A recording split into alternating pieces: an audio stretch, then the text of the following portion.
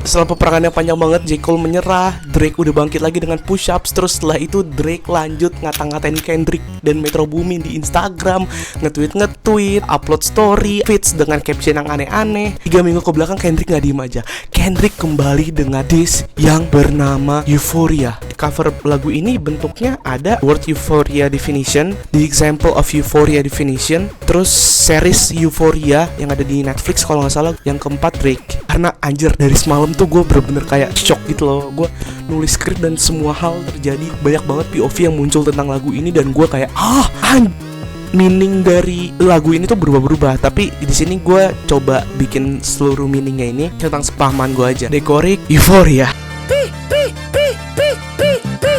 I'm out the way, I'm low, okay. Them superpowers getting naturalized, I can only watch in silence. The famous actor we once knew is looking paranoid and now spiraling. You're moving just like a degenerate. Every antic is feeling distasteful.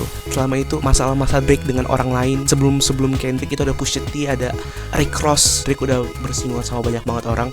Tapi Kendrick cuma lihat aja dan watch Drake step. Terus kalau misalkan superpowers itu Drake pernah bilang kalau misalkan dia itu punya superpowers itu ada di salah satu track Drake dan DJ Khalid, judulnya For Free. Terus di sini kan ada kata-kata actor. Nah, actor ini tuh dulu Drake pernah jadi salah satu aktor di acara TV Kanada namanya Degrassi. Terus di sini dianggap Drake lagi paranoid. Paranoid itu apa? Paranoid adalah kayak guilty gitulah, kondisi sedang merasa tidak percaya dan curiga yang terlalu berlebihan. Dengan semua yang udah dilakukan Drake, bikin story, nyindir-nyindir, terus bikin tweet, bikin caption, menurut Kendrick, Drake itu justru membuat dirinya sendiri makin merosot. I calculate, you're not as calculated, I can even predict your angle. Fabricating stories on the story front cause you hurt Mr. Moral. Pathetic master manipulator, I can smell the tales on you now. You're not a rap artist, you a scam artist with the hopes of being accepted. Nah, menurut gue di sini Kendrick lagi positioning nih sebelum masuk ke dalam diss. Kendrick menyatakan kalau misalkan kalkulasi dia tuh lebih matang daripada kalkulasinya si Drake. Dia lebih bisa predik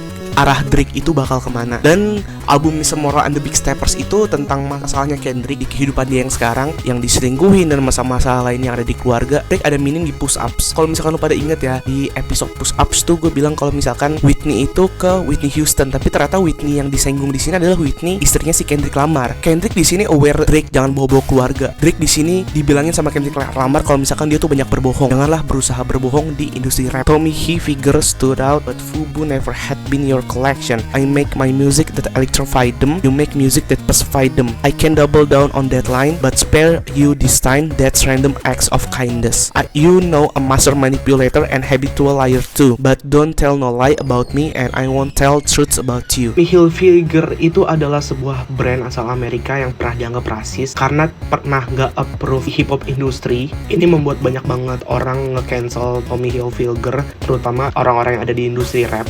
Sedangkan Fubu adalah sebuah brand for us by us. Itu biasanya desainernya black dan kebanyakan orang pakai black gitu. Jadi di sini Kendrick Lamar bilang kalau misalkan Drake itu gak punya Fubu karena Drake sebenarnya gak support black people dan culture hip hop. Dan di sini Kendrick bilang kalau misalkan diskografinya Kendrick Lamar itu lebih mengubah sesuatu yang kita tahu semua. Kalau misalkan Kendrick Lamar itu dia selalu membela racism yang ada di Amerika, penembakan dan lain-lain. Sedangkan karya Drake ya cuman terus Kendrick bilang juga kalau misalkan Drake tuh punya banyak statement kebohongan tentang dia dan dirinya dan ceritanya yang dibuat-buat itu. Kendrick di sini bilang, lu jangan bohong dah Drake, kalau enggak gua keluarin semua kebenarannya. Yeah, I'm out the way, yeah, I'm low away, yeah, the island riders remote, okay, I ain't thinking about no reaper, I'm reaping what I sow. Menurut gue ini energinya tuh mirip banget sama Snatching Chains and Burning Tattoos. Itu ada di liriknya Like That. Kan Snatching and Burning Tattoos itu kayak satu hal yang sangat tidak terpuji. Cuman di sini menurut gue di upgrade lagi, di level up lagi liriknya sama Kendrick Lamar dengan he's not a reaper but he's reaping ke arah Drake. Got a Benjamin and a Jackson all in my house like I'm Joe, okay. Hellcat met his homeboys and them type sell they soul, okay. Everybody wanna be demon till they got chipped by your throwaway. Jadi Benjamin itu adalah the founding father-nya Amerika. Jackson itu US President nomor 7. Terus di sini kan bilang mereka itu ada di rumahnya Kendrick dan Kendrick merasa menjadi seorang Joe Biden. Joe Biden adalah Presiden Amerika yang sekarang. Terus kalau misalkan ingat lirik Push Ups ada Don't Wake the Nipen Up apa segala macem gitu lah. Dan di sini Kendrick bilang lagi, semua orang sebelum ini semua tuh pengen jadi setan, tapi sejak lu pengen jadi setan gak ada yang mau jadi setan juga. Terus gue juga nemu kalau nggak salah nama tengahnya Future itu ada demon-demonnya gitu juga. And I might do a show a day, once a lame always a lame. All thought the money, the power or fame will make you go away. Have you ever played? Have you ever? Okay, let's play. Kendrick bilang kalau misalkan setelah masalah push-ups kemarin itu sebenarnya H+1-nya dia bisa langsung muncul, tapi dia juga sibuk. Yang gue tahu Kendrick itu baru banget ngelesain promosinya album sebelumnya, Mr. Moral and the Big Steppers. Di OT, The Money Power Respect, ditegaskan lagi sama Kendrick Lamar kalau misalkan Drake, kenapa lu berpikir kalau misalkan money, power and fame bikin lu bisa pergi jauh. Terus di sini Drake diajakin main Have you ever played? Have you ever? Lu pernah nggak? Nih. Pernah? Nggak pernah. Tanyalah sama Kendrick. Pertanyaan Kendrick adalah, have you ever walked your enemy down like with a poker face? Have you ever paid 500 though like an open case? Well, I have, and I failed at both, but I came out straight. Punya rumor kalau misalkan dia pernah bikin assaulted ke seseorang, terus kayak Drake bayar orang ini supaya kasnya dicabut, dia dibayar terus biar berkasnya semuanya dicabut gitu loh. Dan gue pernah gagal di keduanya, dan gue pernah mencoba keduanya. Ini kemungkinan besar tuh Kendrick di masa lalunya dia udah pernah masalah tentang polisi-polisian lah. Terus Kendrick kayak, gue juga pernah kayak gini, cuman gue gagal. Tapi dia bisa bangkit lagi dengan came out straight. Straight itu lebih ke permainan poker. I hate when a rapper then somebody die. They turn into nuns. They hope online like pray for my city. He faking for likes and digital hacks. Nah terus rapper talk about guns itu kan kalau misalkan lu pada ingat di lirik Push Up, Drake bilang kalau misalkan Kendrick ini in a scope Kendrick benci hal-hal kayak gitu karena seorang rapper menurut Kendrick yang ngapain sih lu ngomongin senjata. Pray for the city itu kita semua tahu kalau misalkan Drake itu selalu membela kotanya Toronto. Bahkan waktu Toronto Raptors juara dia bikin lagu Money in the Grave gitu kan. He's the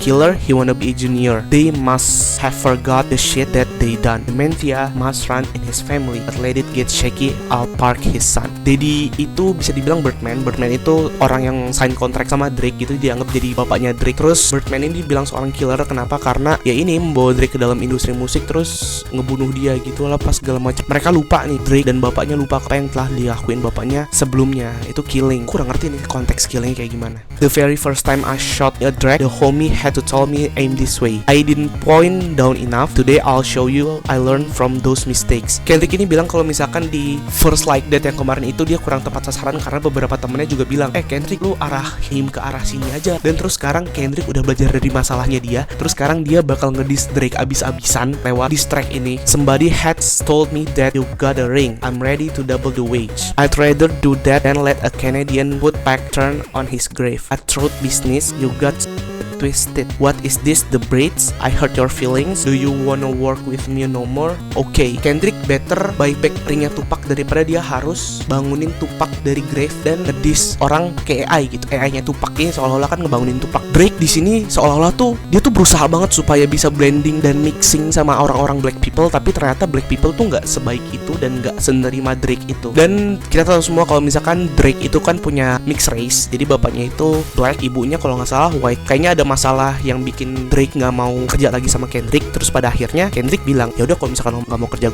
sama gue ya oke. Mungkin Drake karena sakit hati karena like that atau ada masalah lagi sebelumnya, gue kurang ngerti. It's 3 goats left and I seen 2 of them kissing and hugging on stage. I love them to death and in 8 bars I'll explain the phrase. It's nothing nobody can tell me. I don't wanna talk on no Sally. Jadi Drake sama J. Cole tuh pernah berpelukan di salah satu tour, itu di tour It's About a Blur tour. Terus Kendrick tuh di sini bilang dia tuh mencintai Bitri banget. Dia tuh di sini baik banget, sumpah. Terus dia bakal nyampein maksud dari ini semua tuh di bar ke-8 itu nanti. You know, I got language barriers, It's no accent, you can sell me, Yeah, Cole and Aubrey know I'm selfish. The crown is heavy, Language barriernya Kendrick dan Drake itu menurut gue di sini tuh lebih mengarah ke, kita semua tahu kalau misalkan kosakata Kendrick itu ngehe. Sumpah gue pusing banget sebenarnya bikin analisis ini. Tapi ya beda banget gitu loh sama gue bikin push ups kemarin, karena kosakatanya Kendrick bener-bener luas banget. Jadi language barriernya di sini bukan antar bahasa tapi antar kosakata dan pemilihan kata. Jadi di sini tuh Kendrick bilang kalau misalkan sorry ya J. Cole sama Kendrick, gue selfish. Jadi mahkota ini, crown itu buat gue. I pray they my real friends. If not, I'm YNW Melly. I don't like popping at parallel for him. I inherit beef. Yeah, all that pushing P lets me you push a T. You better off spinning again on him. You think about pushing me. Jadi YNW Melly itu sekarang lagi di penjara karena dia dianggap temennya sendiri. Ini yang dibilangin Kendrick tadi kalau misalkan Kendrick ini sangat mencintai Big Three lainnya. Jadi Terus dulu tuh Pharrell Williams pernah nge-beef sama Drake. Terus Kendrick Lamar tuh kayak nggak suka lah, inherit the beef akhirnya dia. Drake juga udah pushin P, itu passion Pharrell, terus sekarang beef sama Pusha T. Kendrick bilang, mendingan lu balik lagi aja ke mereka, nggak usah ngejar-ngejar gue karena lu nggak bakal menang, lu nggak bakal bisa nge-push gue. This ain't been about critics, not about gimmicks, not about who the greatest. It's always been about love and hate. Now let me say I'm the biggest hater. Ini bukan tentang kritik, gimmick, dan siapa yang paling hebat. Ini semua tuh tentang cinta dan kebencian. Sekarang Kendrick siap jadi pembenci paling besar si Drake. Di sini lirik selanjutnya. I hate the way that you walk, the way that you talk. I hate the way that you dress. I hate the way you sneak in this. If I catch a flight, it's gonna be direct. We hate the because they confuse themselves with real woman. And notice, I said we, no it's just me. I'm what the culture feeling. Di sini tuh Kendrick Lamar jujur ke Drake. Dia tuh benci sama Drake. Dia benci sama Drake cara berpakaian dia, cara ngomong dia, cara dia sneak dissing juga di berbagai macam verse terhadap dia dan orang-orang lainnya. Terus di sini tuh Kendrick Lamar mengatasnamakan dirinya sebagai orang-orang lain juga, sebagai orang-orang yang selama ini disakitin sama Drake dan gak suka sama Drake. Ini bukan tentang Kendrick Lamar dan Drake, tapi ini tentang orang-orang yang gak suka sama Drake, yaitu culture black people dan rap dan hip hop terhadap Drake. Ini curhat parah si Kendrick Lamar. How many more fairy tale stories about your life till we had enough? How many more black features till you finally feel that you are black enough? I feel Drake with the melodies. Don't like Drake when he acts tough. You gon' bring back Puff. Let me see if Chaps really crash something. Mau berapa banyak kebohongan lagi? Berapa banyak fitur kulit hitam lagi yang mau lu tunjukkan kalau misalkan lu itu seorang black? Kendrick bilang di sini dia tuh suka sama melodinya Drake, tapi dia tuh nggak suka sama sifatnya Drake. Terus Puff Daddy adalah rapper yang pernah nonjok Drake di atas panggung. Kayak Kendrick bilang dia mau manggil lagi si Puff Daddy ini, terus mau lihat aksi Chaps kayak gimana. Chaps itu adalah security headnya Drake. My first one is my last one. It's a classic. You don't have one. Let your core audience to match that. Then tell them where you get your apps from.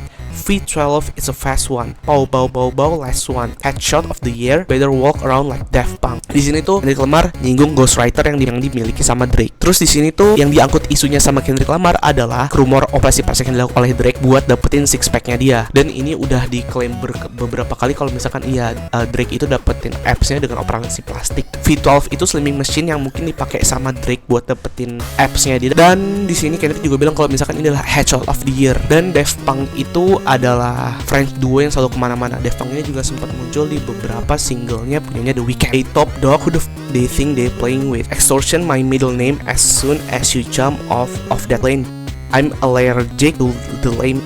Only you like being famous. Yachty can give you no swag neither. I don't need about who you hang with. Jadi Top Dog Entertainment itu kan disindir sama Drake di album Push Ups karena Top Dog Entertainment dianggap memakan uang-uangnya Kendrick 50%. Itulah kalau misalkan lu udah pernah nonton video gue sebelumnya. Lame itu ada di verse 1 tadi yang lame si Drake itu di wheelchair. Terus di sini tuh Kendrick bilang kalau misalkan di verse 2 ini Drake itu bikin lagu cuman buat terkenal aja. Jangan cobain aja sih karya-karya Kendrick udah luar biasa. Jadi Lil Yachty itu temennya Drake, dan lu berteman dengan siapapun itu nggak bikin lu lebih swag, nggak bikin lu lebih keren dan lebih diterima di society rap, black, dan hip hop. I hate the way that you walk, the way that you talk. I hate the way that you dress. Surprised you wanted that feature request. You don't want we got some shit to address. Even hate when you say the word beep. That just me, I guess. Some just cringe-worthy. It ain't even gotta be deep, I guess. Ditajemin lagi di sini sama Kendrick. Kendrick gak suka Drake as the way he is. Benci banget. Kendrick tuh bilang di sini kaget kalau misalkan Drake tuh pengen banget punya feature requestnya yang menganggap dia sebagai black gitu. Dan di sini Kendrick juga bilang orang-orang black people tuh benci banget kalau misalkan Drake udah mulai ngomong pakai N-words. Menurut Kendrick Lamar beberapa hal yang dilakuin Drake itu cringe, dan Kendrick merasa kalau misalkan dia nggak perlu lebih dalam lagi. Still love when you see success. Everything with me is blessed. Keep making me dance within my hand. It won't be no threat. I'm knowing they call you, but the boy where is a man? Cause I ain't seen him yet. Matter of fact, I ain't even bleed him yet. Can I bleed him?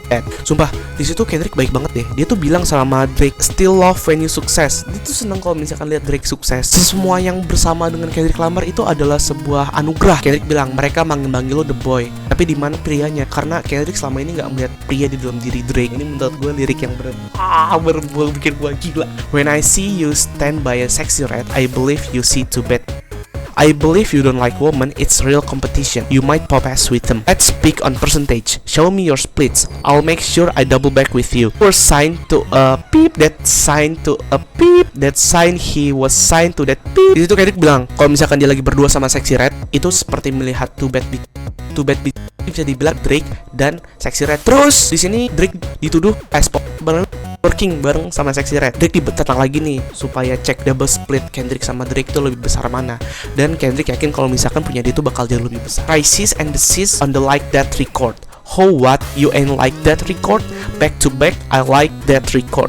I'ma get back to that for the record. Jadi Sis and the Sis di record itu atau di music industry itu kayak ngasih tahu kalau misalkan perbuat lagu ini tuh melakukan perbuatan ilegal. Kendrick bertanya, Drake lu nggak suka sama record ini? Sedangkan Kendrick tuh suka banget. Dan kalau misalkan dilakukan Sis and the Sis terhadap Like That, Kendrick bakal mencoba tarik balik record ini. Why would I around trying to get dirt out new peep? Y'all think all my life is rap? That's how I got a son to raise, but I can see you don't know nothing about that. Waking him up, you know nothing about that. And tell him to pray, you know nothing about that. And giving him tools to walk through life day by day, you know nothing about that. Teaching him morals, integrity, discipline, listen man, you know nothing about that. Speaking of the truth and consider what God considering, you know nothing about that. Jadi Drake dan OVO itu ada rumor kalau misalkan dia ngasih 100 orang ke orang-orang sebelumnya kayak Pusha T, terus Pharrell Williams $100,000 gitu selama beef ini berlangsung. Nah terus Kendrick di sini bilang dia punya anak laki-laki yang lagi dibesarkan. Drake tuh nggak tahu apa-apa tentang apa yang Kendrick lakuin ke anaknya. Pray, morals, integrity, disiplin, jujur dan lain-lain itu hal yang ditekenin sama Kendrick buat anaknya lagi dibesarin sekarang. Tapi Drake itu nggak punya itu semua. Ain't 20v1, it's 1v20.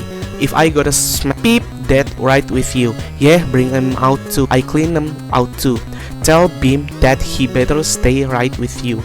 Am I battling ghosts or AI? Peep feeling like Joel Osteen. Funny, he was in a film called AI, and my sixth sense telling me to off him. Bukan 20v1, tapi 1 versus 20. Kenapa? Karena yaitu ghostwriternya si Drake. Drake nantang, bawa semua sini ghostwriternya, gue tantang lu semua. Gue yakin Kendrick bakal bisa ngelawan semua ghostwriter dan AI yang dipunyai sama Drake. Indra keenamnya Kendrick Lamar bilang kalau misalkan dia harus menjauh dari semua hal itu. I'm a blick peep all in the coffin. Yeah, OV.